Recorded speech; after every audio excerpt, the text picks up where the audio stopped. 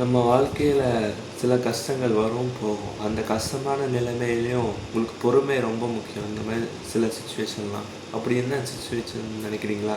Hello guys, this is Venkatesh Muthiah. Welcome to our 151st video. இந்த வீடியோவில் நம்ம என்ன பார்க்க போகிறோம்னா, திருக்குறளில் அதிகாரம் நம்பர் 16 பொறையுடைமையில் இருக்கிற குறள் நம்பர் 1 பார்க்க போகிறோம். குறள்: அகழ்வாரை தாங்கும் நிலம் போல தம்மை இகழ்வார் பொறுத்தல் தலை. இதோட பொருள் என்னன்னா, தன்னை தோண்டுபவரையும் தாங்குகின்ற பூமி இருக்குல்ல, பூமி போல் நம்ம இருக்கணும்.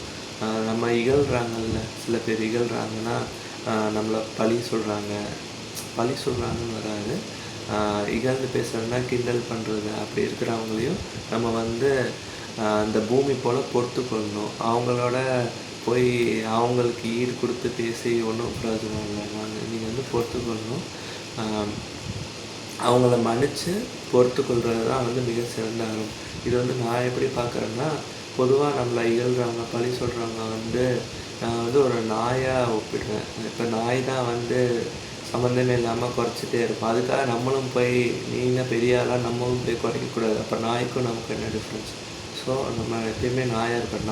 நாயாக தான் இருக்கணும், நம்ம நம்மளாக இருக்கணும். நம்ம அவங்கள மன்னித்து பொறுத்து வாழணும். நன்றி.